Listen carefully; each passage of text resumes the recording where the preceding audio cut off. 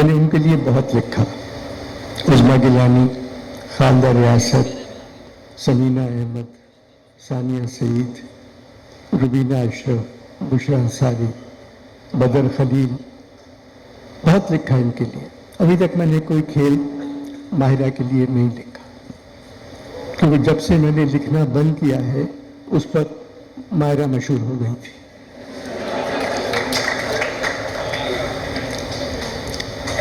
मैं चलिए माहिरा से बात शुरू करता हूँ। इस मैदान में क्यों आई? अस्सलाम वालेकुम। बहुत ज़्यादा नर्वस हूँ मैं इस वक्त आपके सामने बैठ कर। नहीं, मुझसे मत डरे, मैं उधर मुँह करके पूछ रहा हूँ। एक अच्छा घराना, पढ़े लिखे लोग, बहुत अच्छी माँ, बहुत अच्छे बाप, पहली दफ़ा मेरी अम्मा मुझे, मामू बहुत अच्छे। इजाज़त कैसे मिल गई अदाकारी की?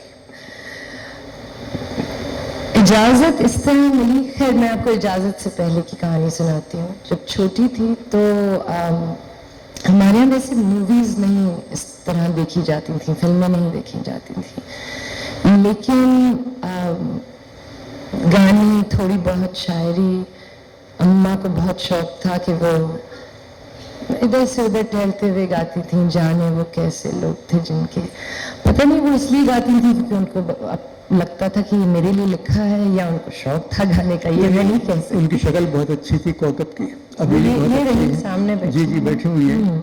और कौकब मेरे लिए मेरी बेटी की तरह ही है। जब माहिरा पैदा हुई थी तो मैं हॉस्पिटल पे था जहाँ ये पैदा हुई थी इनके बाप के साथ। तो ऐसी चीज़ें देखी थी, सुनी थी। और मुझे ये याद है कि एक फिल्म हम VCR पे लेके आए थे, जो कि जब मैं देख रही थी तो उसी वक्त मैंने जब वो एक्ट्रेस थी, एक थोड़ा सा डांस था, वो खूबसूरत लग रही थी, एंड आई वाज लाइक ये मुझे ये करना है। और आई थिंक यूं करना है या वो कर रही थी? वो जो कर रही थी, वो जो कर रही थी वो करना है। और अम्मा को जाके शायद कहा भी कि ये मुझे ये करना है। और फिर एक चीज़ हो गई कि मैं हमेशा अपनी कजिन्स के साथ कहती थी कि मैं एक्ट्रेस बनूंगी, मैं एक्ट्रेस बनूंगी, मैं ये बनूंगी। फिर थोड़ी सी एक पुशबैक भी था क्योंकि नानी को ये बात कुछ जमी नहीं, अच्छी नहीं लगी। उनका ये कहना था कि इतनी अच्छी पढ़ने लिखने में है तो क्यों जाना है इसको इस फील्ड में। तो मैंने कहा ठीक है। खैर वो बात चली गई, मैं बाहर पढ़ने भी चली गई। वापस आई तो कुछ ऐसा हुआ कि गजनफर साहब सब जानते हैं, गजनफर अली, पता नहीं आप लोग जानते हैं या नहीं, लेकिन उस वक्त इंडस म्यूजिक MTV होता था और उन्होंने मुझे देख लिया, उन्होंने कहा तुम VJ बन जाओ। मैंने कहा मुझे VJ नहीं बनना, मुझे मूवीज़ में काम करना है। उन्होंने कहा यहाँ तो कोई मूवीज़ बनती ही नहीं है, तो तुम ये कर लो। तो उस तरह शुरू हुआ। इजाज़त मांगी अम्मा अब्बा से। अब्बा और अम्मा ने हमेशा एक ही चीज़ कही, और उस वक्त भी ये कहा था, अब्बा ने कहा था कि there is a consequence to everything in life, there is a price we pay. So long as you know that it's your life, जो करना है करो, मगर याद रखो कि जो भी चॉइस तुम करोगी उसकी एक कॉस्ट है, कॉन्सिक्वेंस है। इस तरह शुरू हुआ। और फिर शुएब साहब की कॉल आई और फिर तो शुएब साहब की कॉल किस लिए आई थी? शुएब साहब की कॉल इस तरह आई थी कि उन्होंने मुझे टीवी पे देखा और वो बना रहे थे बोल, और उन्होंने एक मैसेज भेजा कि प्लीज़ कॉल शुएब मंसूर। पता नहीं शुएब मंसूर मुझे क्यों फ़ोन करेंगे, हालांकि दिल में खुशी थी, बहुत खुशी थी कि अगर ये हैं शुएब मंसूर तो ऑब्वियसली शायद फिल्म के लिए कॉल कर रहे हैं। खैर उनसे बात हुई, उन्होंने कहा कि मैं एक फिल्म बना रहा हूँ, मैंने आपको टीवी पे देखा है और मुझे लगता है कि आप उसमें जचेंगी, एक रोल है। मैंने कहा अच्छा। उन्होंने कहा तो आप करना चाहती हैं? मैंने कहा मैं करना तो चाहती हूँ लेकिन अम्मा अब्बा से इजाज़त लेनी पड़ेगी। मैंने कहा अच्छा ठीक, चलें ठीक है। और कुछ? मैंने कहा शुएब साहब अभी अभी मेरा एक बेबी हुआ है। तो उन्होंने कहा हाँ तो मैंने कहा मतलब कि तो बता देती हैं कि मैं बोल पढ़वा चुकी हूँ।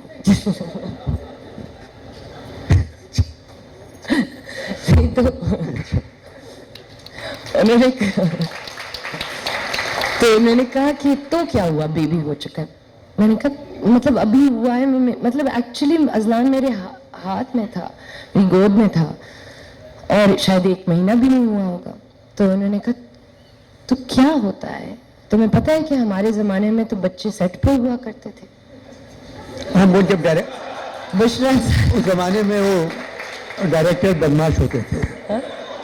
शोर शरीफ आदमी है। तो खैर वो बुशरा अंसारी साहब और सारी उन एक्ट्रेसेस की बात कर रहे थे जो उस वक्त जिनके बच्चे भी होते थे, वो स्कूल उठाने जाते थे, ड्रॉप करने जाती थी, खाना पकाती थी, फिर वापस पीटीवी के सेट पे आते थे। ये पूरा मुझे उन्होंने समझाया। मैंने कहा हाँ ऐसा ही होना चाहिए है। फिर इजाज़त मिल गई। फिर मैं, अम्मा, अब्बा और अजलान चारों के चारों लाहौर गए बोल की शूट के लिए। पैसे मिले बोल के? अच्छा, अगला सवाल। क्योंकि इस शौक के लिए एक आमदनी का जरिया होता है, सही। उसका जब तक मुआवजा हासिल ना हो तो फिर काम करके मज़ा नहीं आता। अब बाज़ बहुत अच्छा काम है तो बगैर मुआवजे के भी काम है, बिल्कुल दिल लगा अगर है उसमें तो ठीक है। आपका स्क्रिप्ट पढ़ती हैं आप पहले अदाकारी करने जी से? बिल्कुल। सीधा हाथ उठाए कहें तो कई प्लेज मैंने आपके देखे जिसमें आपने स्क्रिप्ट नहीं पढ़ा है। अब मैं चाहूंगी कि क्योंकि उन स्क्रिप्ट प्लेस के अगर पढ़ा नाम हुआ ले होता तो डायलॉग याद होता है, जी। मकालमा याद होता है अगर स्क्रिप्ट पढ़ा हुआ हो तो। कई जगह आप मुस्कुराहट के साथ काम लेके वो जुमला नहीं बोलती।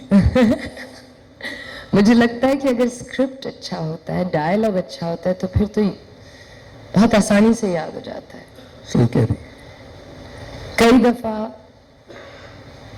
कई दफा बड़े बड़े जुमले होते हैं, बड़े बड़े पैराग्राफ्स होते हैं और आप मना कर दिया करो कि इतने बड़ी बुरी बात है इतना लिखना। दो डायलॉग के लिए दो मतलब 50 सेकंड या 1 मिनट ज़्यादा नहीं होना चाहिए। ये 3-3 पेज की तकरीर होती है आजकल के स्क्रिप्ट में। 3 पेजेस तो कुछ भी नहीं है मामू। मतलब ऐसा होता है कि और वही चीज रिपीट हो जा रही है, रिपीट हो जा रही है, रिपीट हो जा रही है। और कुछ ऐसी चीजें वो तो कांस्टेंट रिपीट पे चलती हैं। तुमने आज मुझे मेरी औकात याद दिलाती है। ये हर फिल्म में है, वो मियाँ बीवी, ये हर ड्रामे में, ये मतलब हर ड्रामे में यही है। ये जुमला खान सामा से मालिकन कहती है आज मैं तुम्हें मेरी औकात याद दिलाऊं। मियाँ बीवी से कहते हैं मैं आज तुम्हें मेरी औकात याद। बेटी बाप से कहती है अब्बा मैं आपको आज आपकी औकात याद दिलाऊंगी। ये जुमला, और हर एक के दोनों के हाथ में सेल फोन।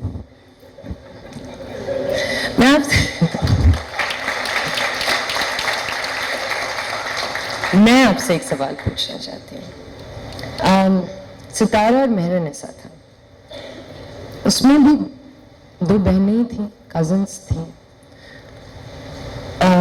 मैं एक ड्रामा कर रही थी और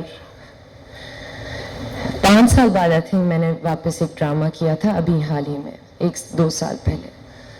और मैं कॉन्स्टेंटली लड़ती थी कि इसको हम चेंज क्यों नहीं करते। और मैं सितारा और मेहर-ए-निसा की एग्जाम्पल देती थी, तो मुझे डांटिएगा मत, लेकिन क्योंकि वो ही मेरे दिमाग में आता था कि वहाँ भी 2 कजन्स थी, एक 2 वेरी डिफरेंट पर्सनैलिटीज। बट उसको जिस तरह आपने लिखा था, वो जिस तरह डायरेक्टेड था, उसमें हमें कभी ये नहीं लगा कि ये 2 औरतें एक दूसरे के साथ लड़ रही हैं। वो एक कंपटीशन जो डीप सीटेड हम लोग देखते हैं, हमारे खानदानों में होता है, जो शायद माओ की वजह से या किसी पप्पी की वजह से या जो भी है, वो हम बहुत उसको हमने बड़े अलग तरीके से देखा। वही एक सिनारियो है, लेकिन आज हम देखते हैं कि 2 औरतें लड़ रही हैं, चीख रही हैं, जहर एक दूसरे को दे रही हैं। And why? अब 2 औरतें हैं, मरियम नवाज, मरियम औरंगजेब,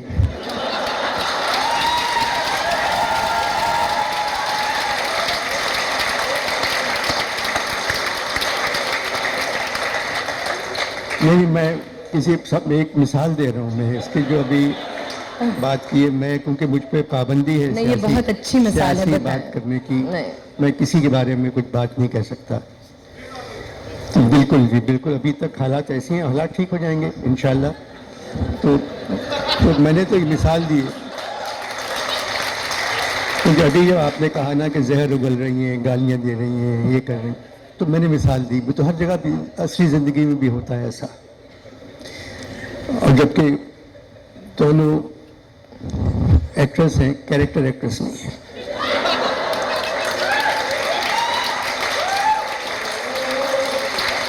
तो आप क्या ये कहना चाह रहे हैं कि जब आपने सितारा और मेहरुन्निसा लिखा था तो उस वक्त असली जिंदगी में ऐसा नहीं होता? उसमें बेटा, जब मैंने वो लिखा ना, उसमें कोई ज़बरदस्ती का मकालमा नहीं था। सही। जो बातचीत घरों में होती है, डाइनिंग टेबल पे होती है, दफ्तर जाते वक्त होती है, वही बातचीत थी उसमें। कोई ज़बरदस्ती का, अब ये एक ड्रामा है जिसमें नौकर कह रहा है अपने मालिक से, हुजूर दरवाज़ा जब खुलता है तो हवाओं के झक्कड़ से मुझे क्या लाना है तरकारी में भूल जाता हूँ। ये नौकर कैसे कह सकता है किसी मालिक से, क्योंकि मकालमा जाना है उसके अंदर। तो ये कि मगर आप बेटा इस मुकाम पर हैं कि आप मना कर सकती हैं, ये स्क्रिप्ट मैं नहीं करूँगी। सही बात है, और मैंने बहुत दफा मना नहीं, स्क्रिप्ट को कह रहा हूँ, स्क्रिप्ट को। जी जी बिल्कुल, स्क्रिप्ट आप सोच भी नहीं सकते कि मुझे किस तरह की स्क्रिप्टें पढ़ने का मौका मिलता है। और बट बिल्कुल आप सही कह रहे हैं। अब आप फिक्र ना करें, मैं सिर्फ ना ही कहती रहूंगी जब तक आप मेरे लिए कुछ लिखते नहीं हैं। मैं लिखूंगा, मैं लिख रहा हूँ, मैं लिख रहा हूँ।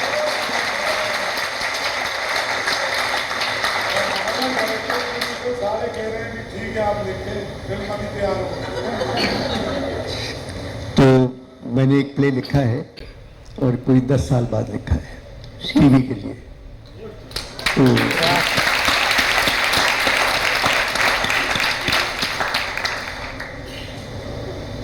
उसका नाम है पाबंदी।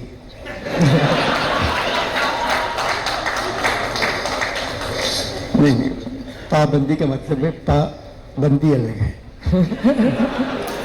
तो इस पाबंदी के ऊपर है कि पाबंदियां घर में कैसे लगती हैं, दफ्तरों में कैसे लगती हैं, एक लड़की पर शादी में कैसे पाबंदी लगती है। ये पाबंदी एक लड़की की जिंदगी में हर मरहले पर उसको मिलती है। सही बात है। तो ये बड़ी अच्छी कहानी है और ये बड़ी सच्ची कहानी है। हाँ हाँ, ये होता है यहाँ बिल्कुल। अक्सर जैसे कि घरानों की लड़कियों के साथ ही पेश होता है। अगर वो पढ़ी लिखी जरा सी नहीं है, फिर वो उनको जिंदगी भर ये फेस करना पड़ता है। मुझे लगता है पढ़ी लिखी से ज़्यादा, मुझे ऐसा लगता है, और आई होप कि आज यहाँ जो लड़कियाँ हैं, मैं हमेशा जब कभी जाती हूँ लेक्चर्स पे, मैं मुझसे पूछते हैं कि आप एक चीज़ लड़की जो कह सकती हैं, एक एडवाइस क्या देंगी लड़कियों को। मैं अपने बारे में सोचती हूँ, अपनी ज़िंदगी के बारे में सोचती हूँ, और मैं ये सोचती हूँ कि अगर मैं फाइनेंशियली इंडिपेंडेंट ना होती तो मैं बहुत सारी चीज़ें ना कर पाती, बहुत सारी चॉइसेस नहीं कर पाती, और हम उस पर एम्फसाइज नहीं करते।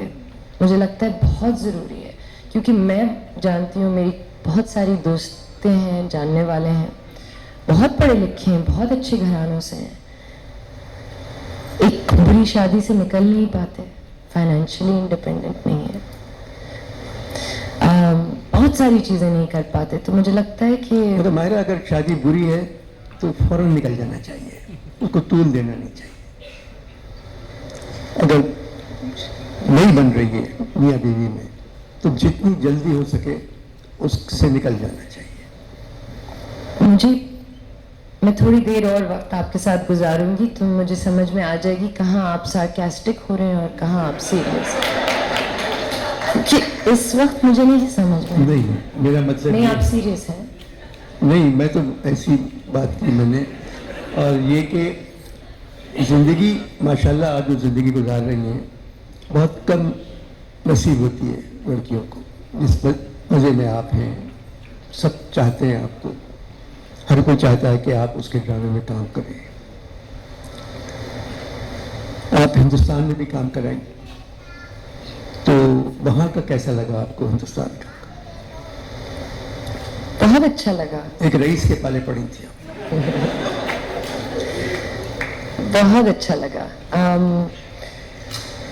मैं जैसे कि मैंने आपको कहा कि छोटी थी तो जो फिल्में देखती थी, मेरे ज़माने के जो हीरो थे वो शाहरुख खान थे, और बहुत सख्त प्यार था और बहुत ज़्यादा मुझे होता था कि है कितना मज़ा आएगा अगर मैं एक दिन शाहरुख खान के साथ काम करूं। ये सोचना भी मुझे लगता है उस वक्त एक बहुत बड़ा ड्रीम था, जो कि शायद मिले ना मिले।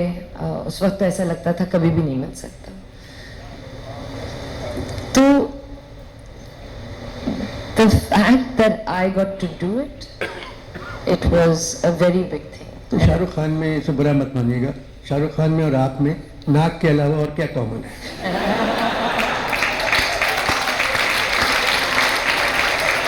मुझे आपकी नाक बहुत पसंद है, कसम का। कसम खुदा की, बहुत अच्छी नाक है। अच्छा, मुझे भी आपकी नाक, मुझे ऐसी नाक, मुझे ठीक है। नहीं नहीं सच में। मगर शाहरुख की नाक जरा सी मैं आपको एक चीज तबाही है, बताऊं, नाक में दम है वो।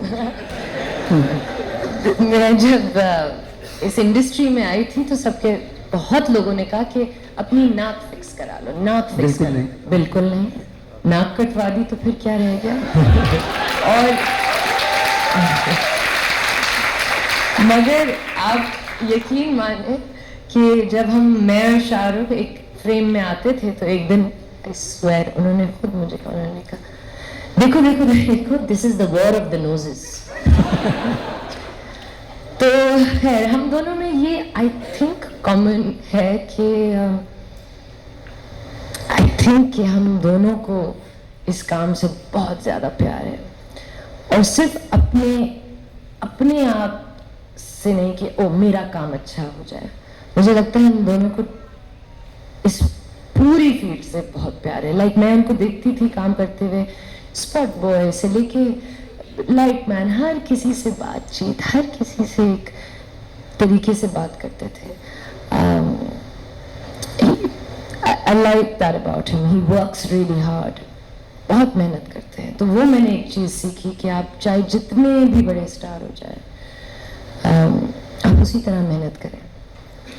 मेरी बहुत बड़ी बात है कि हिंदुस्तान जाके हिंदुस्तान के सबसे बड़े एक्टर के साथ फिल्म में काम करना बहुत बड़ी बात है। मगर मैं आपको एक चीज़ बताऊं, ये चीज़ मैंने यहाँ हर उस एक्टर के साथ देखी है जो मेरे लिए एटलीस्ट बहुत बड़ा एक्टर है, चाहे वो बुशरा आपा हो या जावेद साहब हो। टाइम पे आना, अपने पूरे घंटे लगाना, उफ नहीं करना, बैठे हुए होते थे। मैं जावेद साहब से, ये लोग पेमेंट पहले ले लेते हैं ना। हो सकता है, हो सकता है। अच्छा, तो ये फिर एक फिल्म आई आपकी जिसमें आपने रक्स किया, 3 डांसेस थे आपके शायद उस फिल्म में। जी, वो कहाँ सीखा आपने? वो बहुत अच्छा डांस कर रही थी। बोलिए सही है। हाँ, बहुत जी, अच्छा। थैंक यू, बहुत शुक्रिया। मैंने एक्चुअली कभी डांस नहीं सीखा, वो स्टेप्स से और बदल अम्मा ने मुझे सीखे। सीखने नहीं दिया जब लाइसियम में एक दफ़ा।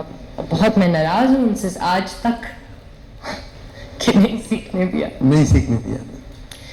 खैर, तो वो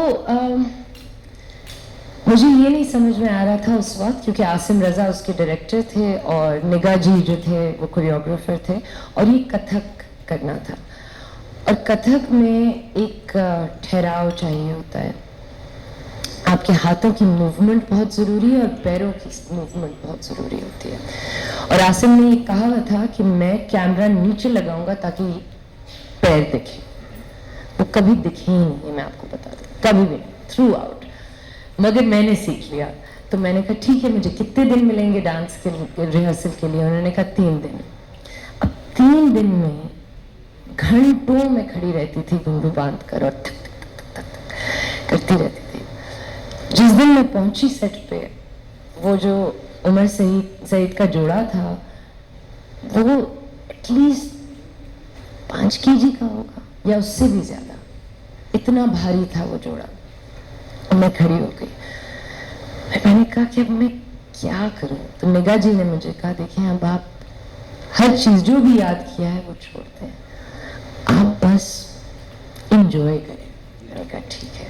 तो वो जो एक प्रोसेस होता है ना, लर्निंग एंड अनलर्निंग, जो मुझे लगता है आप लोग थिएटर में बहुत ज्यादा करते हैं, और आई विश कि मैंने थिएटर किया होता, कि सारे डायलॉग्स हर चीज याद करने के बाद फिर आप जो भूल के करते हैं स्टेज पे, आई थिंक वो कमाल किया, वेरी वेल डन, बहुत अच्छा किया।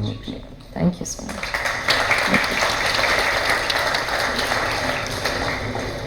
कोई प्ले खुद प्रोड्यूस करने का इरादा है या प्रोडक्शन में जाने का?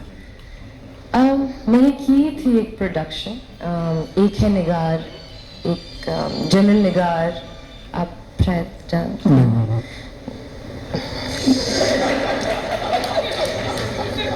मुझे फीलिंग आ रही है कि एक कुछ आपके अंदर से निकलने वाला था जो आपने रोक लिया। नहीं, मुझे आ रही है इतना तो हम भी आप। मैं मर्द हूँ, क्या निकलने वाला है?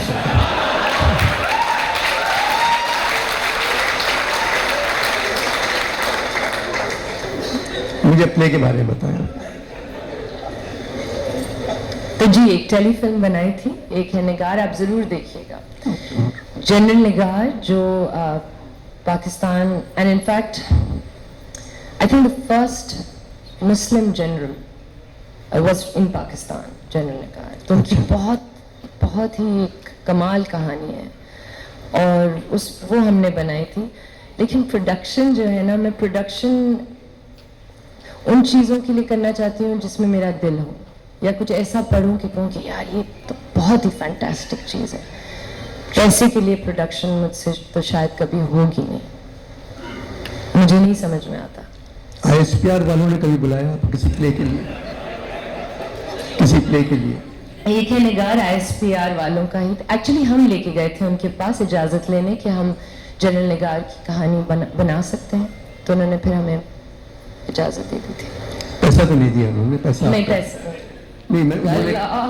नहीं, पैसा जो लगाते हैं प्रोडक्शन में। आप ये देखें वहाँ जो है ना, ये जो एक लाइन है जो हमारी इंडस्ट्री की लाइन है, वो अपना सर ऐसे पकड़ के बैठे हैं कि कल पता नहीं क्या निकलेगा इस पूरे। नहीं, मैं मतलब था कि वो पैसे देते हैं प्लेस के लिए।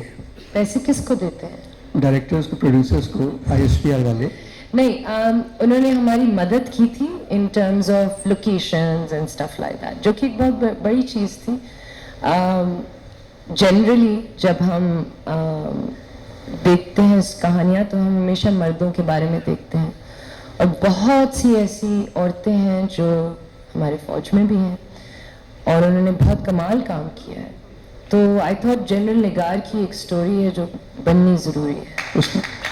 उसमें यूनिफॉर्म वगैरह नहीं थी, एक्चुअली यूनिफॉर्म वगैरह पहने हुए। जी, वो देखा है मैंने। देखा है? नहीं देखा आपने? देखा मैंने। अच्छा। लाइट ब्लू रंग के कपड़े थे, उसका वो यूनिफॉर्म का कुछ था उसमें। वो देखा मैंने, हम पे आया था। नहीं, हम पे नहीं था। नहीं। चलिए। This was very good, because general Nigar तो यूनिफॉर्म पहना था आपने, और मेरे ज्यादातर ड्रामे हम पे चलते हैं, हम पे था ना। दिस वाज गुड, बहुत अच्छा। अब आप देखेंगे, और जरूर देखेंगे, क्योंकि आप मेरे लिए लिख रहे हैं कुछ, तो देखना तो पड़ेगा। चलिए, अब मुझे अपनी खास बात बताएं। आदत क्या है आपकी? क्या करती हैं सारा दिन? किताब पढ़ने का शौक है? किताब नहीं पढ़ती? क्या करती हैं? पुराने गाने सुनती हूँ, कैंडल लगा के, फूल एक अपना एक वाज में सजा के पुराने गाने सुनती हूँ। उसका बहुत शौक है, लिखने का शौक है। पुराने हिंदुस्तानी गाने? हिंदुस्तानी पुराने गाने? हिंदुस्तानी, पाकिस्तानी, अगर पाकिस्तानी सुनती हूँ तो आबदा परवीन, नुसरत साहब, इस तरह सुनती हूँ, सूफी गाने। तो वो गाने तो नहीं है, वो आबदा कला परवीन ने कौन सा गाना गाया? जी। गाने गाए हैं नाहिद अख्तर ने, जुबैदा खानम ने, बिल्कुल। नसीम बेगम ने, मैडम नूरजहां ने। फरीदा मुझे एक खानम फिल्म ने। बता दें जिसमें आबदा परवीन ने गाने गाया है। चलिए, आबदा की गजलें, उनकी सराइकी जी। चीजें जो हैं वो आजकल नौजवान सब पसंद करते हैं, सब। और हिंदुस्तानी गाने कौन से पसंद हैं आपको? मुझे रफ़ी साहब की आवाज़ बहुत अच्छी लगती है। खैर, रफी साहब की क्या बात थी, मुझे उनसे अच्छी आवाज़ किसी की नहीं है। मुझे भी किसी की नहीं। और मुझे गीता दत्त, मुझे पता है कि बहुत सारे मेरी अपनी दोस्त एक है जो बहुत बड़ी लता जी की फ़ैन है, और मैं उनसे उससे कॉन्स्टेंटली लड़ती रहती हूँ क्योंकि मुझे गीता दत्त की आवाज़ बहुत अच्छी लगती है। बहुत अच्छी। अगर मैं आपसे कहूँ मुझे 4 गाने बताएं गीता दत्त के बहुत अच्छे। ठीक है, गा के सुनाओ। हाँ हाँ, मैं वही तो सुनता हूँ। जरा सा गुनगुना दें बस, जरा सा। अच्छा, नहीं नहीं, गा के नहीं सुनाऊंगी। मुझे जाने क्या तूने कही, चलिए, बात कुछ बनी नहीं। तदबीर, जी, तदबीर से बिगड़ी हूँ। अपने पे भरोसा है, तुझे दाव लगा ले। वाह। आज सजन मुहे अंग लगा। जन्म सफल हो जाए। प्रेम सुधा इतनी बरसा दो, जग जलथल हो जाए। अब ये नहीं कह सकता मुझे अपना बना लो। इसकी अगली लाइन है, मुझे अपना बना। मैं आपको एक चीज बताऊं, एक बहुत मजे की बात, आप शायद मुझे बिलीव ना करें, लेकिन जब मैं कॉलेज जा रही थी तो अपने साथ 2 DVDs लेके गई थी। एक प्यासा, गुरुदत्त की प्यासा, और दूसरी DVD थी आंगन टेढ़ा। आनंद, आंगन टेढ़ा।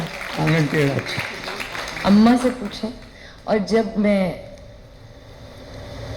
लो फील करती थी या उदास होती थी, क्योंकि वहाँ 2 जॉब्स करती थी, थोड़ी सी मुश्किल थी वहाँ जिंदगी, कॉलेज ये वो, तो आंगन टेढ़ा लगा लेती थी। जब रोमांस का मूड होता था, जो कि प्यासा रोमांटिक बिल्कुल फिल्म नहीं है, था। ट्रेजेडी, मतलब एक, मगर मुझे ट्रेजेडी में बहुत सुकून मिलता है, तो मैं प्यासा लगा लेती थी।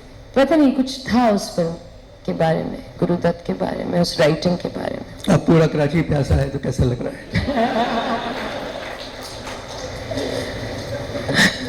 पानी नहीं है। आपको पता है वो जो एक लास्ट मोनोलॉग है ना गुरुदत्त का, वो मुझे लगता है वो तब भी होगा, आई एम श्योर, उस वक्त शायद इसीलिए लिखा होगा कि उस वक्त भी टाइम ऐसा था, लेकिन मुझे लगता है इट्स फॉर द एजेस। आज भी मैं सुनती हूँ, मुझे लगता है हम अप्लाई कर सकते हैं उसको। ठीक बात। नहीं, प्यासा बहुत अच्छी थी, बहुत। मगर क्योंकि गुरुदत्त को खुद एक्टिंग करने का शौक था हर फिल्म में, और बहुत अजीब उनकी जो शक्ल हीरो वाली नहीं थी, मगर मुझे बहुत, हाँ, मगर वो हर फिल्म में, चौधरी के चांद में भी खुद, बाजी में भी खुद, लेकिन प्यासा तो उन्होंने दिलीप कुमार वो तो साहिर पे बनाई थी उन्होंने, साहिर लुधियानवी पे, प्यासा जो फिल्म थी। और मुझे साहिल लुधियानवी बहुत अच्छे लगते हैं। हाँ, उनकी किताब तलखियां है मेरे। मेरे ख्याल में पहले लुधियानवी हैं जो आपको अच्छे लगे। दूसरा कोई बताएं, एक नाम और बता दें लुधियानवी को, सिवाय साहिर के और कोई नहीं है। कैसे? शायर के जितने अच्छे फिल्मी गीत साहिर के हैं, बहुत ही अच्छे फिल्मी गीत लिखे हैं साहिर ने, बहुत अच्छे फिल्मी गीत लिखे हैं साहिर ने। बहुत अच्छे फिल्मी गीत, अभी ना जाओ छोड़कर, जी, कभी कभी, हर चीज। हम दोनों के सारे गाने बहुत अच्छे थे। बहुत। किसके? हम दोनों। ये जो अभी ना जाओ छोड़ के, फिर हम दोनों, देवानंद। देवानंद की फिल्म बिल्कुल में। बिल्कुल बिल्कुल। तो हर बात आप मुझ पे क्यों ले जा रही हैं? हम दोनों फिल्म का नाम था। जी जी जी, हम दोनों बिल्कुल फिल्म का नाम है। मालूम है। मैं जिंदगी का साथ निभाता चला गया। ओह, और चलिए, फिल्में हो गई, पाकिस्तानी फिल्म मौला जट के अलावा कौन सी अच्छी लगी? मैंने आपकी फिल्म मौला जट 3 दफा देखी, सच? 2 मरतबा अमेरिका में वाह भाई। और 1 मरतबा कराची में। 1 मरतबा और देखूंगा ताकि समझ में तो आए।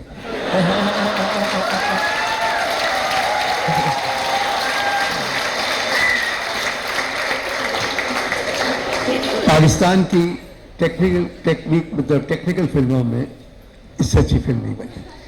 बिल्कुल, और मुझे लगता है जैसे आप कहते हैं कि कहानी हर चीज होती है, राइट?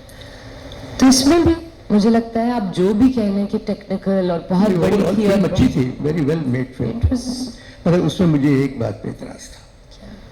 फवाद खान उसमें बहुत शराब पीते हैं, मौला शराबी शराब पहले सीन से जो शराब है जी जी जी। वो, तो मैं जब अमेरिका में देख रहा था तो मैंने कहा मौला बहुत शराब पी रहा है, तो मेरे साथ खुशियाँ बैठे हुए थे, बोले आप मौला मत रहे।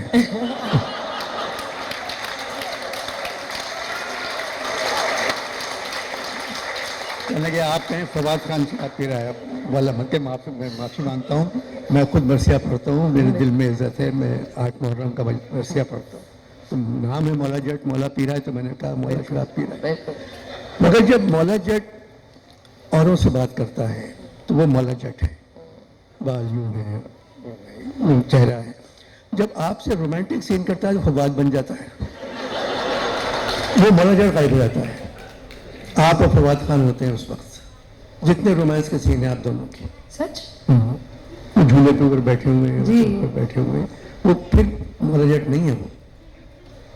अब मैं क्या करूं, मैं क्योंकि तो फिर फवाद से पूछना पड़ेगा।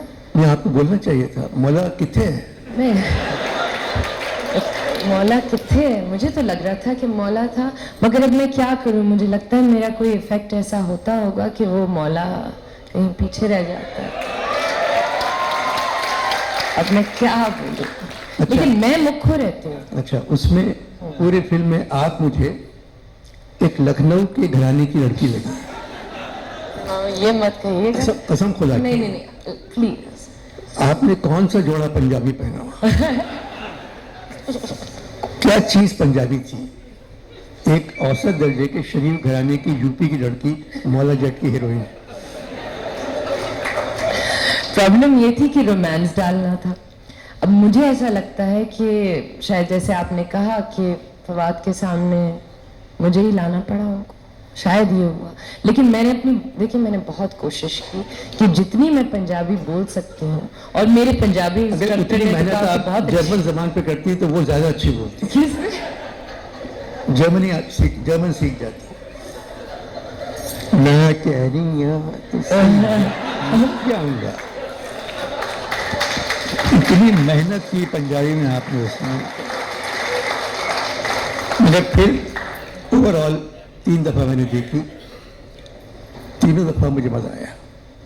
बहुत अच्छी, बिल्कुल बिल्कुल, और बहुत मेहनत हुई है उसमें, और बहुत आई थिंक फियरलेसली बनाई है। बिलाल ने घर भी बुलाया, फिर मैं मुबारकबाद दी जाके, और बहुत खुश थे। अच्छा, अब एक बात ये लोग सुन नहीं रहे, कितने पैसे मिले? तो कमाई हुई है उसकी तो। लेकिन हमारी थोड़ी कमाई हुई है। तो आपकी वजह से तो चली है। फिर से बोलिएगा जरा। आपकी वजह से तो फिल्म चली है, क्योंकि जब आपका नाम आता है स्क्रीन पर, उसके साथ जो बैकग्राउंड म्यूजिक है, आपने सुनी कभी?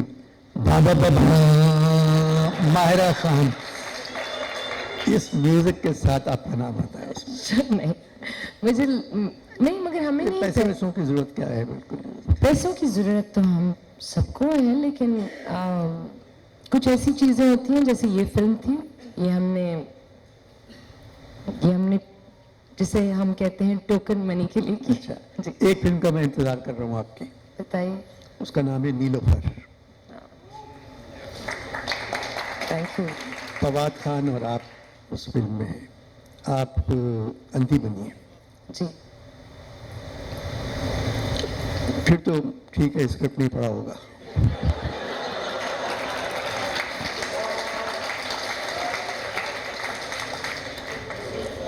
बस मैं इंतजार कर रहा हूँ कि वो लगे। और आपने सुना क्या बोला? मैंने देखी फिल्म। नहीं, आपने देख ली फिल्म? जी, मैंने पूरी फिल्म देख ली। तो मैं जो आपको ऊपर, मैं आपसे जो बात, आपने तो एक दफा भी नहीं कहा कि मैंने देख ली। नहीं, मैंने पूरी फिल्म देखी है। आपके हाथ में थ्रू आउट सफेद छड़ी है। हाँ, तो आपको क्या लगा? क्योंकि मैंने जी बताइए। अभी मैं कहूँगा नहीं, क्योंकि उसको चलना चाहिए।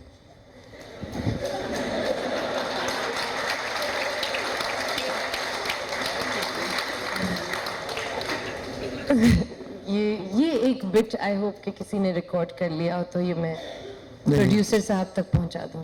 नहीं, अच्छी फिल्म है। उसमें फवाद शायर हैं, एक अदीब है, मतलब किताब नहीं, हाँ, राइटर है और इंटरेस्टिंग मजे की है। अब एक सवाल जो आम सा होता है, मैं आपसे क्या बात करूं? अच्छा, ऐसा करें, अब आप मेरा इंटरव्यू करें। ठीक है, वेरी गुड। क्या पूछना चाहती हूँ मैं आपसे? हाँ, एक चीज़ पूछना चाहती हूँ जो शायद आपको याद ना हो, लेकिन मेरे बचपन की एक बहुत सॉलिड, ख़ास, मगर थोड़ी सी धुंधली मेमोरी है।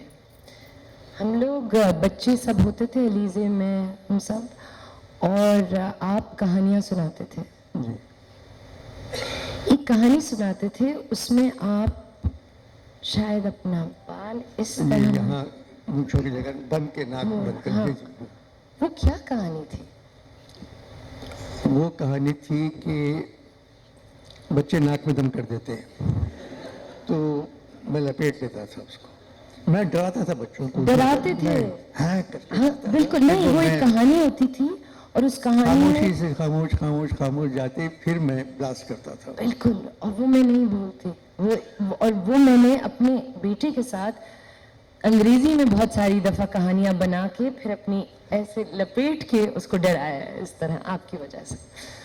मैं इतनी सी थी और मैं तो वहाँ अपने ख़ानदान के बच्चों के साथ बैठ जाया करता था, उन्हीं के बीच में, और कहानियाँ सुनाता था उनको। बिल्कुल।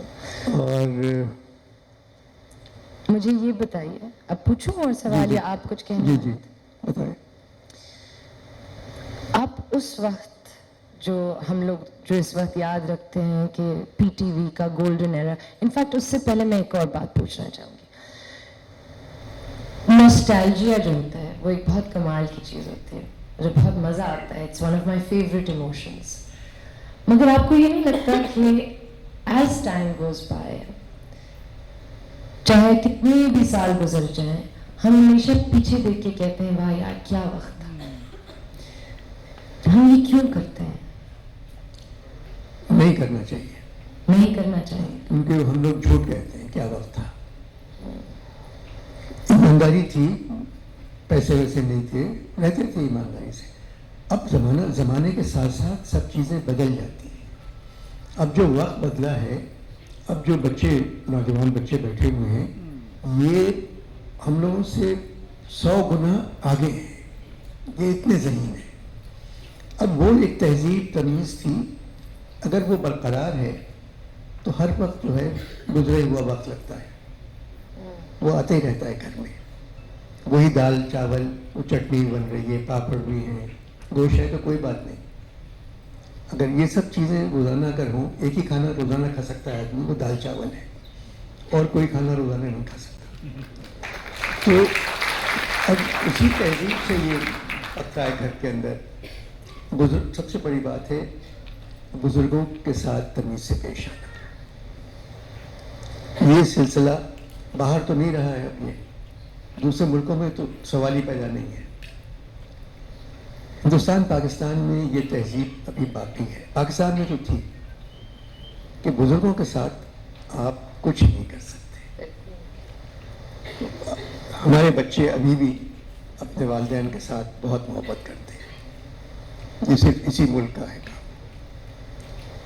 वालिदैन मना करें कि बेटी ड्रामा मत करो तो बेटी नहीं करती। नहीं, मैं भाई आपके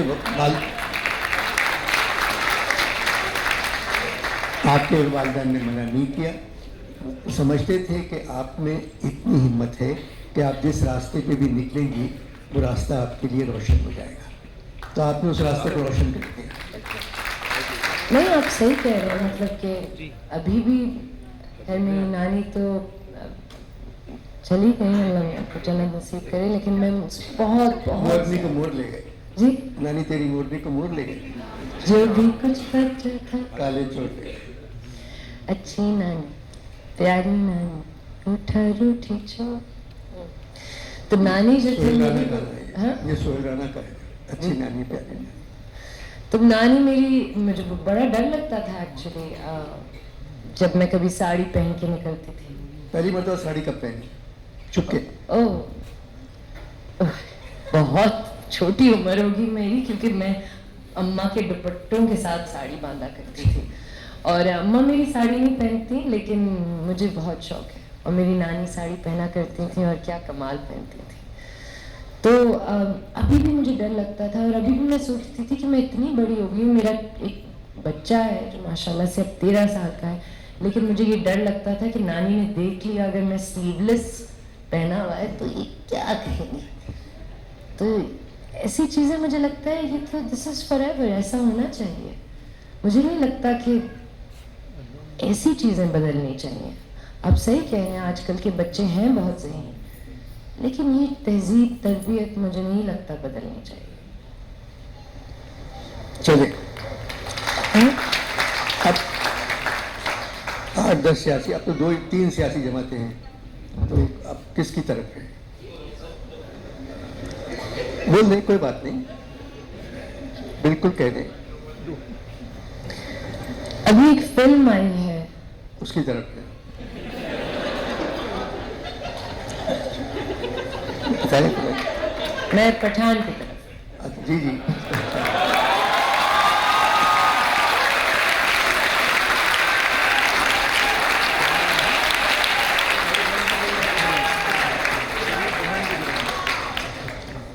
माहिरा खान, सच बात ये है कि आप एक लफ्ज़ बहुत इस्तेमाल करते हैं, मैंने आपकी दूसरी भी टॉक्स देखी हैं, ईमानदारी। एक बहुत अंडररेटेड चीज़ मुझे लगता है अब इस दुनिया में है। काम से ईमानदारी, रिलेशनशिप्स के साथ ईमानदारी। मुझे लगता है कि अब हम, एटलीस्ट मैं ये देखना चाहती हूँ कि कोई ईमानदार आदमी आए, इंशाल्लाह, किसी भी पार्टी का, लेकिन ईमानदार। और आजकल पता नहीं, ऐसा लगता है कि जब मैं, जैसे ऑनलाइन हम अब अपनी न्यूज़ ऑनलाइन देखते हैं, इस वक्त समझ ही नहीं आ रहा कि वो क्या रहा है। आप कौन सी न्यूज़ पढ़ें, कौन सा पेपर उठाएं जिसमें कोई बात सच्ची है।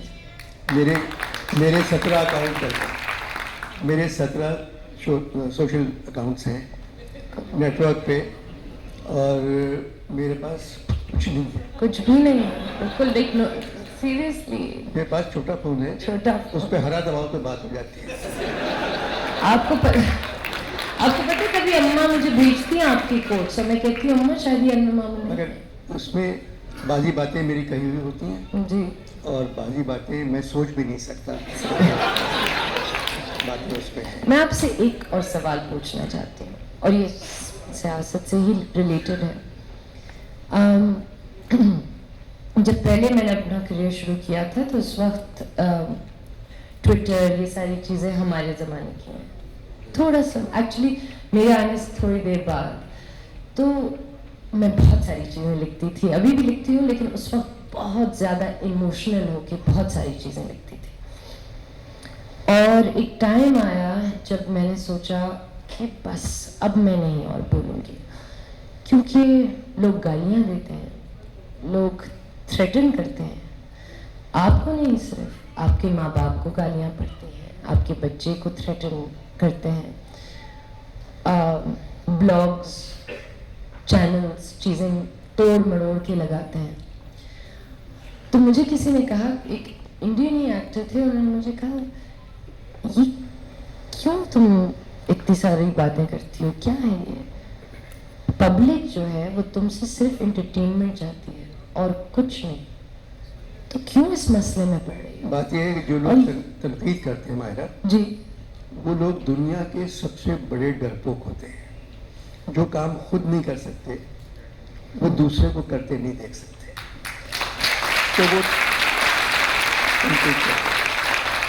तो लिहाजा उन पे तनकीद करने वालों पे ना जाए, अपना काम करते रहें आप। नहीं तो आप क्या, आपको लगता है कि अदाकारों को, आर्टिस्ट को इस डायलॉग का हिस्सा होना चाहिए या नहीं? अगर सच है तो होना चाहिए, अगर दिल से आ रहा है तो होना चाहिए। तो मेरा मतलब है अगर झूठ ही झूठ होता है तो वही बात सच नहीं होती, तो आप इग्नोर करें उसका जवाब ना दें। बिल्कुल सही, बिल्कुल चुप हो जाएंगे।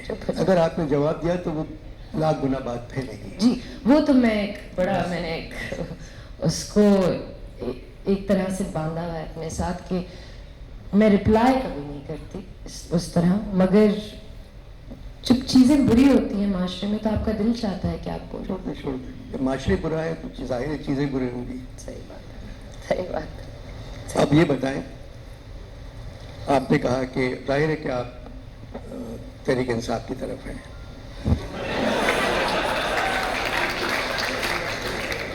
क्योंकि आप तो मुझे उसी दिन हो गया था मालूम जब आप ज़ल्मी की एम्बेसडर हो गई थी, पेशावर की एम्बेसडर। नहीं, उससे उसका तो कोई ताल्लुक नहीं है, लेकिन पेशावर से तो है। पेशावर से हाँ है, कंट्री से पठान का तो जी, है। जी जी, बिल्कुल बिल्कुल बिल्कुल। आपकी टीम क्यों हारी ज़ल्मी? मेरी टीम, मुझे लगता है कि एक बहुत अच्छी टीम है, यंग टीम है, इट्स अ गुड टीम। इंशाल्लाह नेक्स्ट टाइम हम ही जीतेंगे, बहुत अच्छी टीम है इंशाल्लाह। मगर लाहौर कलंदर्स गुड जॉब, ये टीम अच्छी है, की टीम ये टीम अच्छी है, बहुत अच्छी है। और वो शायद आपसे के दामाद अच्छा खेला, बहुत अच्छा। अच्छा बैटिंग अच्छी की, 44 रन बना दिए। अगर आप एक आम तो सवाल जो डाइजेस्टों वाले करते हैं या मॉर्निंग शो में बच्चियां करती हैं, अगर आप पाकिस्तान की वज़ीर आज़म बन गई तो सबसे पहले क्या काम करेंगे?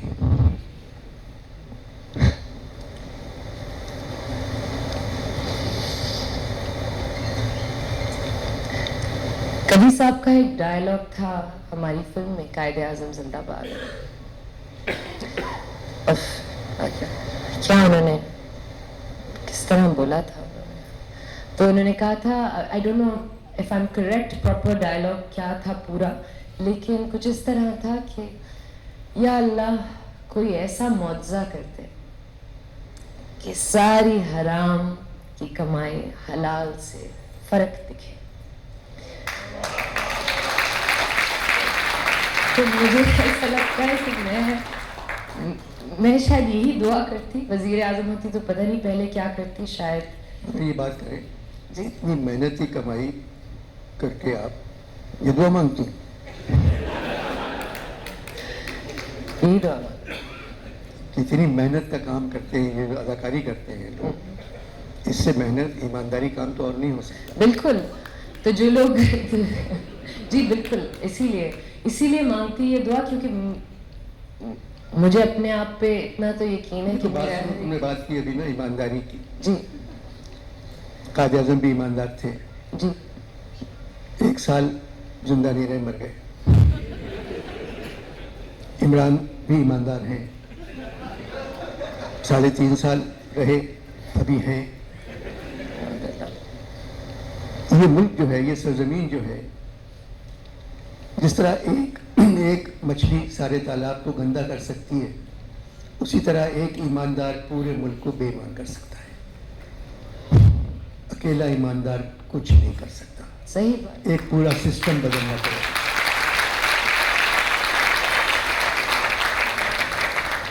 एक ईमानदार फौज को बेईमान कर सकता है, एक ईमानदार जुडिशरी को बेईमान कर सकता है, हर चीज़ को बेईमान। सबके बच्चों को बाहर पढ़ना है, सबको बड़े मकानों में रहना है, सबको अपना इलाज बाहर कराना है, तो ईमानदारी से नहीं होगा काम। आप भूल जाएं बेईमानी को। दुनिया भर में बेईमानी होती है दूसरे मुल्कों में, मगर वो तरक्की कर रहे हैं। खाली ईमानदारी पे बात नहीं करें। तो अगर मैं आपसे ये सवाल पूछूं कि अगर आप बन जाएं वजीर आजम, आप क्या करें?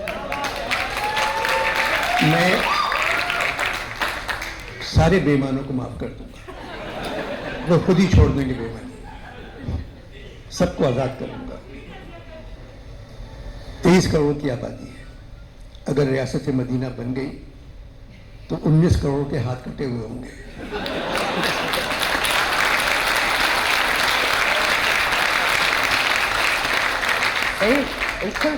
पूरा मुल्क जो है यूं यूं घूमेगा।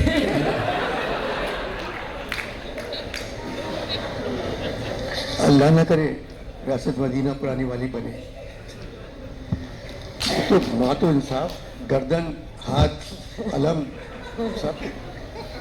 तो रियासत मदीना अगर वहाँ का जो इंसाफ था वो बन जाए, इंसाफ यही था, गर्दन काटो, हाथ काटो, ये काटो।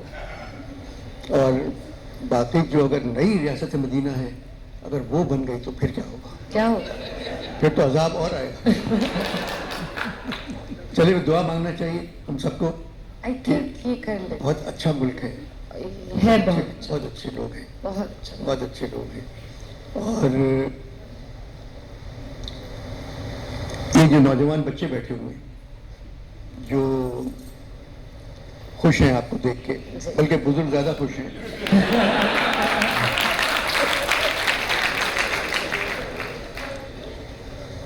क्योंकि मैं समझ रहा था खाली बच्चे आएंगे इस प्रोग्राम में, मगर सब बगैर बीवियों के आ गए।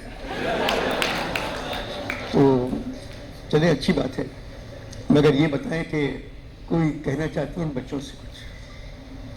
नहीं, मुझे लगता है कि ये लोग मुझसे कुछ पूछना चाहेंगे और मैं जितनी सच्चाई से जवाब दे सकती हूँ दूंगी। और अनवर साहब से भी शायद कुछ पूछना। नहीं, मुझसे बहुत सब लोग पूछ चुके हैं। अच्छा अच्छा, चलिए मैं एक बच्चे की तरफ से सवाल करता हूँ खुद आपसे। अच्छा, मायरा पा, ये बताएं ये गोल्डन बॉल कब कराए?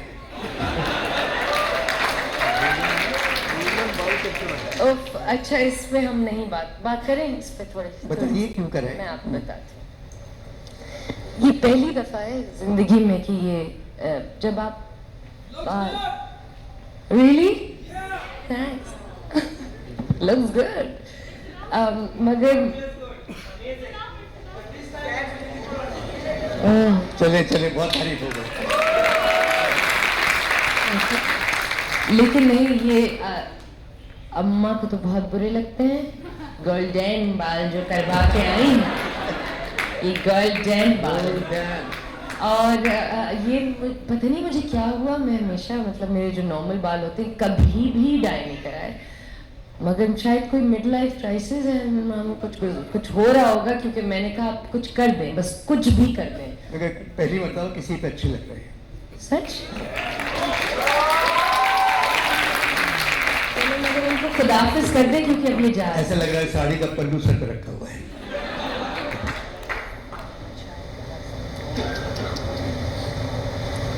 ओके।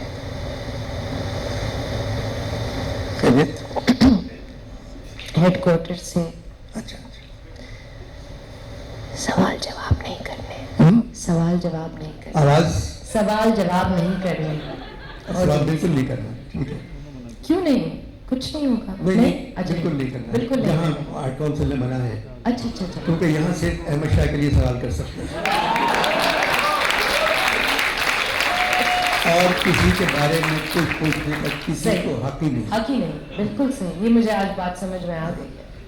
तो ठीक है। शाह साहब की वजह है कि इस तरह के हॉल में, ऐसे प्रोग्राम में हॉल भरा हुआ है, तो ये कमाल शाह साहब का है। सही। बिल्कुल।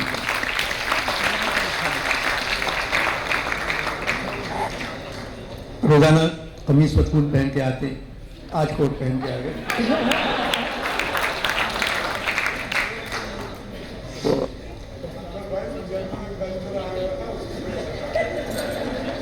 शाह साहब वजाहत की जरूरत नहीं है।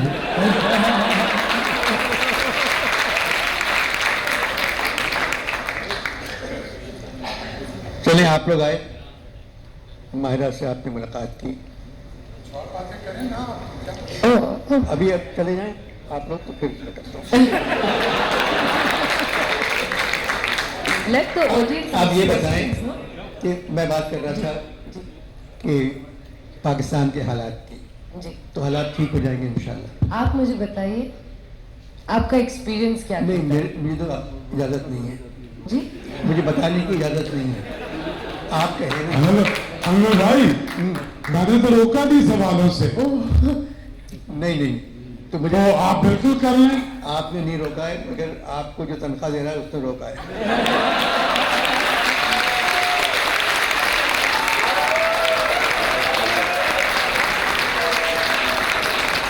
अनवर भाई, आपको पता नहीं कि 20 साल से बगैर तनख्वाह के काम करता हूँ।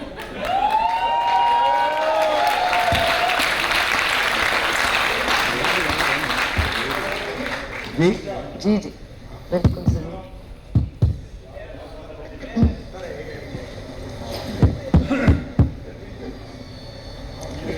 सवाल जवाब का सिलसिला थोड़ा ठंडा हो जाता है, ठंडा हो जाता है सवाल जवाब का। वो क्या करते हैं? अस्सलाम वालेकुम माहिरा खान। वालेकुम अस्सलाम। First of all I am your biggest fan. Thank you. आज मैंने आपको कोई आवाज़ नहीं आ रही। हाँ, बात आज मैंने आपको आज पहली दफा देखा है। I just can't believe my eyes. जैसा ओम शांति में शाहरुख खान को हुआ था ना, वही वाली फीलिंग आ रही है।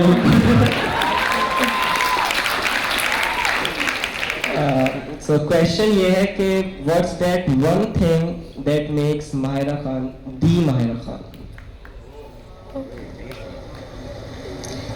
इस सवाल का तो अब जवाब बोलिए, आप शी माहिरा खान बोलिए। दी माहिरा खान। मैं कह रहा हूँ शी माहिरा खान बोले। एंड गोल्डन टू बी और not to be. To be. क्या मैं मुझे इस सवाल का जवाब मेरे पास नहीं है, बिल्कुल भी नहीं है। अगर इसके लिए बहुत मेहनत चाहिए, हार्ड वर्क, फिर माहिरा खान।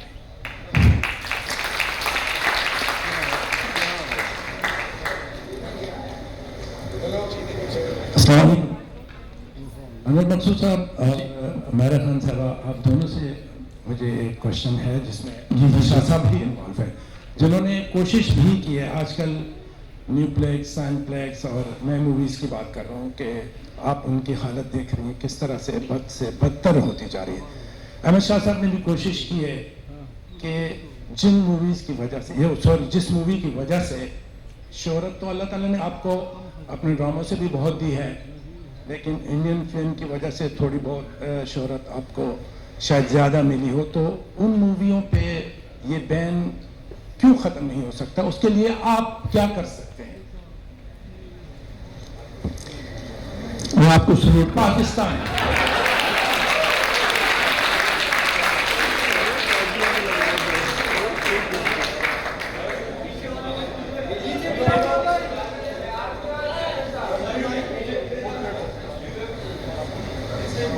अच्छा, मेरा एक सवाल था कि आपने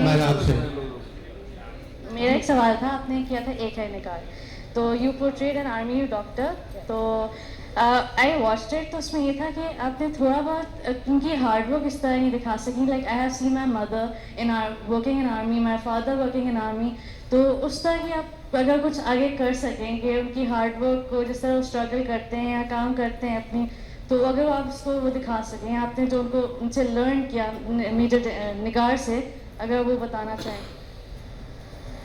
जो मैंने उनसे सीखा और जो उनकी हार्डशिप्स आप उनको और पाकिस्तानियों को दिखा सकें अगर। तो कहीं जो पोर्ट्रेट किया आपने जी बिल्कुल, उसके पीछे एक हार्डशिप मिसिंग थी, कहाँ उसके से? पीछे हार्डशिप मिसिंग थी।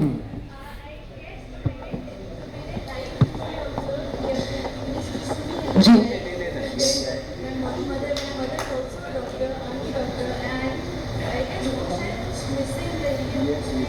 ओके, आई थिंक बहुत सारी ऐसी चीज़ें हैं जो हम डाल भी नहीं पाए शायद इसलिए, लेकिन मुझे लगता है कि अगर आप देखें उस ड्रामे में बहुत सारी छोटी छोटी जैसी चीज़ें हैं। आई मीन डॉक्टर एक प्रोफेशन, चाहे वो आर्मी का हो या जहाँ भी हो, क्या वो एक प्रोफेशन है? आप कॉन्स्टेंटली ऑन कॉल हैं, आप घर छोड़ के लोगों के लिए खड़े हैं, बस खड़े हैं, यू नो। और ऑफ कोर्स जब आप आर्मी डॉक्टर होते हैं तो the people who are coming from war, it's a very very difficult life, बहुत मुश्किल लाइफ होती है। तो हमें तो अल्लाह का शुक्र अदा करना चाहिए कि पाकिस्तान के 22 लाख डॉक्टर बाहर हैं। अगर वो पाकिस्तान में होते तो पाकिस्तान की आबादी 2 करोड़ होती।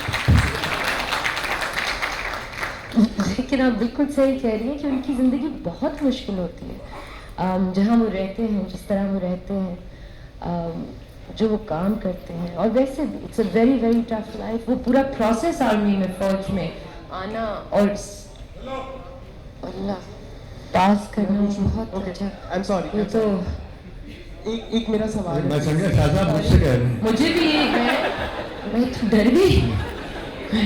मेरा एक सवाल है। अस्सलाम वालेकुम। अस्सलाम वालेकुम। I have watched you from Humsafar, ठीक है, और आई गेस हमसफर को मैंने 50 बार देखा है, 50 बार। आप कोई भी सीन उठा ले, मुझे उसका हर सीन याद है। मेरा मतलब है तुम्हें कोई काम नहीं हो। क्या काम है?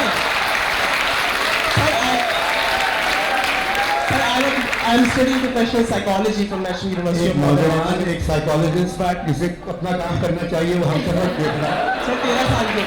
अच्छा, मेरा एक सवाल है मैम, सिंपल सा। I have been seeing your Instagram account and your Facebook account as well. वहाँ पे बहुत ज़्यादा क्रिटिसिज्म होता है, और ये सिर्फ आप पे नहीं होता, बहुत सारे एक्टर्स पे होता है। आई गेस पूरी एंटरटेनमेंट इंडस्ट्री पे होता है। कोई भी बात आप लोग कहते हैं, तो क्या आप लोग को नहीं लगता कि जो बड़े हमारे जाइंट मीडिया हाउसेज हैं या जो प्रोमिनेंट नेम्स है मीडिया इंडस्ट्री के, उनको कोई स्टेप लेना चाहिए या गवर्नमेंट को बोलना चाहिए कि एटलीस्ट हमारे पास कुछ इतनी तो कुछ हो ऐसा जो इन लोगों को या इन चीज़ों को रोक सके, हमारी साइबर क्राइम कुछ तो ऐसा हो। बिकॉज जो रियल फैंस है ना, वो नहीं पसंद करते कि हमारे एक्टर्स को, हमारी जालिमा को कोई कुछ बोलता है। ये मेरे ख्याल में ये सवाल गिनीज बुक में आएगा। इतना बड़ा सवाल जवाब दें। जवाब दूंगी।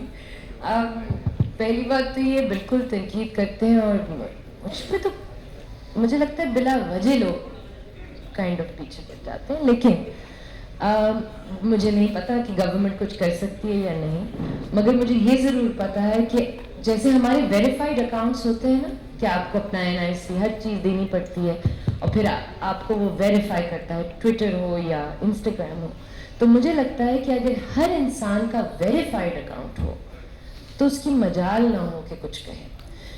प्रॉब्लम ये है कि आप अनोनिमसली ये कर रहे होते हैं। मैं ये गारंटी कर सकती हूँ कि शायद हम में से आज कोई है यहाँ, कोई जो ट्रोल करता होगा, जो लिखता होगा कुछ, मगर अगर वो हमारे सामने आ जाए एज हिम, उसकी शक्ल अपनी है, उसका नाम अपना है, तो वो कभी भी मुंह पे बदतमीजी ना करे। I think the problem is the anonymity of it all, you know, कि आप बस बैठे हैं एक कंप्यूटर के पीछे और आप बिल्कुल anonymous हैं। अगर आप, मैं तो कभी नहीं कर सकती ना, मुझे अगर दिल भी चाहे कि मैं कहूँ I don't like you, क्योंकि सबको पता होगा कि ये माहिरा लिख रही है। So yes, so I think that's something I wish that social media, I hope we can do that, because if everybody was verified, they would be thinking about their own respect first. I don't want to ask a 10-minute question. All I want to, hello. Ji ji, Sound it. वालेकुम अस्सलाम। बीबी मैं इधर हूँ, बीबी यहाँ आपकी अम्मा के साथ।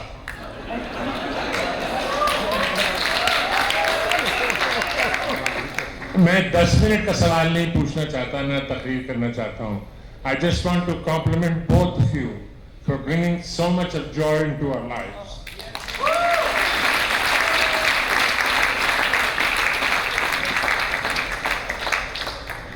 शाह साहब, बहुत शाह साहब आप कुछ पेश करेंगे?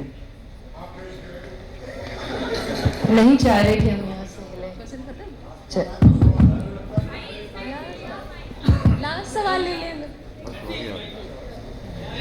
अस्सलाम वालेकुम माहिरा, कैसी हैं आप? बिल्कुल ठीक। मायरा, मेरा ये सवाल आपसे है कि लोग आप पर बहुत ज्यादा तनकीद भी करते हैं, पसंद भी करते हैं, तो कोई ऐसी तनकीद कि जिसने आपको इतना हर्ट कर दिया हो कि आप कभी रो पड़ी हो देखकर, कोई ऐसा कमेंट या कोई ऐसा कॉम्प्लीमेंट जो आपको बहुत हर्ट किया हो?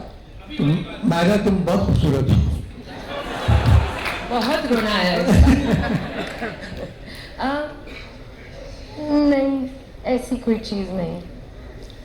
अगर तनकीद पे रोता नहीं आदमी, खिड़की के बाहर जाके गाली देता है, कोई रोता नहीं है तनकीद। लेकिन हाँ, बहुत सारी चीजें मतलब कभी कभी गुस्सा आता है कि ये क्या बात है, मगर ठीक है, मुझे लगता है कि अपने जब कुछ बोलते हैं ना या क्रिटिसाइज करते हैं, माना अगर तनकीद सही है ना तो फिर उससे मजा भी आता है। ऐसे हाँ, मुझे तो मजा आता है कि तनकीद कोई सही कर रहा है तो वहाँ गिल्टी फील करता है कि ये मैं ज्यादा अच्छा कर सकता था, इसी वजह से तनकीद का बुरा नहीं मानना चाहिए। हाँ हाँ बिल्कुल, आप सही कह रहे हैं। वो तो फिर मजा आता है, और मुझे कमेंट्स कभी कभी पढ़ने में भी मजा आता है जहाँ वो एक्चुअली मेरे कुछ ऐसी चीजों पे मजाक उड़ा रहे हैं जो मेरी दोस्तें भी करती हैं, तो वो बिल्कुल ठीक है। लेकिन जब वो पर्सनल हो जाते हैं और तो फिर ऑब्वियसली आपको बुरा नहीं लगता, आपको उनके लिए बहुत बुरा लगता है एक्चुअली। तो लगता है वो बेचारा, इसकी क्या जिंदगी होगी कि ये मुझे ये सब बकवास लिख रहा है।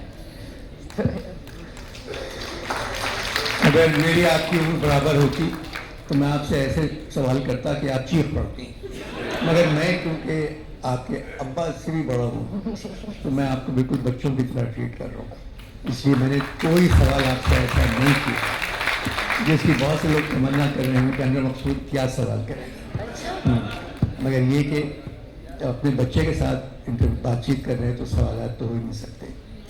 जी आप फिर बताइए। आई थिंक वो एक वहाँ बहुत यहाँ कोई एक चीख साथ- रहा था।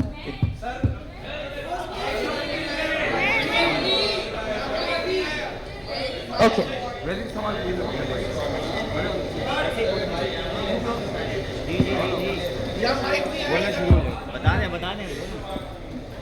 मेरा क्वेश्चन कहें या आइदर एक सजेशन कहें कि जिस तरह से पाकिस्तान मीडिया इंडस्ट्री जो है वो लव स्टोरीज़ के ऊपर ड्रामे बनाती है और मूवीज़ बनाती है लव स्टोरीज़ को एम करते हुए, तो क्यों ना मूवीज़ हम बनाएं जो है पाकिस्तान का एज ए कलेक्टिव इमेज बाहर और पाकिस्तान के अंदर भी बेहतर करने के लिए। क्योंकि अभी जैसे एक बात क्वेश्चंस के बीच में आपने शुरू की कि एक सवाल आपने पूछा कि कौन सी पार्टी को आप फेवर करती हैं या किस तरह से, तो हम अपनी जो है वो ड्रामाज में भी और इन चीज़ों में भी पार्टी फेवरिज्म पे नहीं, एज अ कंट्री हम जो है वो अपना इमेज बेहतर करने के लिए उसको एम रखते हुए ड्रामाज बनाएं। ठीक है बेटा, मेरा मतलब है अगर मैं एक ड्रामा बनाऊं जिनमें सिंध और बलूचिस्तान में लड़ाई हो रही है, पंजाब और सरहद में लड़ाई हो रही है, ये जब तक अपने मुल्क के हालात ठीक नहीं होंगे बेटा, मुल्क पे ऑलरेडी ड्रामे चल रहे हैं सारे, हर सुबह ड्रामे से भरा हुआ है, तो क्या ड्रामे बनाएंगे? दुआ करो मुल्क के हालात ठीक हो जाएं तो फिर हर ड्रामा जो है पाकिस्तान की मोहब्बत भरी हो। चले आपको जाना है। मैं एक चीज कहना जी, जी, चाहती हूँ, जी। पता नहीं आप अग्री करते हैं या नहीं, मगर मुझे ऐसा बहुत लगता है कि आर्टिस्ट जो हैं पाकिस्तान में,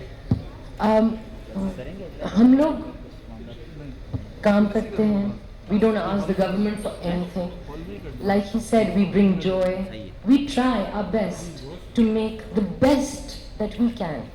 We can be better, of course we can be better, but we try our best. हमें क्या इन प्रोड्यूसर्स को मिलता होगा फिल्म बनाने से कि हम सब लगे हुए कि फिल्म बनाएंगे, अच्छा ड्रामा बनाएंगे, चाहे जैसे भी हो। I think that we are actually putting out the single most nicest image of Pakistan to the world. Why are we are being told to improve? I think that we need the government to support us a lot more than it does. Recognize us, which finally it has. Because I think we are the softer image. We do provide that. आप जब बाहर जाते हैं तो लोग हमारे ड्रामों के ही बारे में बात करते हैं, हमारी फिल्मों के ही बारे में बात करते हैं. So I think we are doing that. I think. Thank you so much. Thank you. Myra, we understand that. That's why House Council of Pakistan, Karachi, is giving you the award of Cultural Ambassador of Pakistan. So please come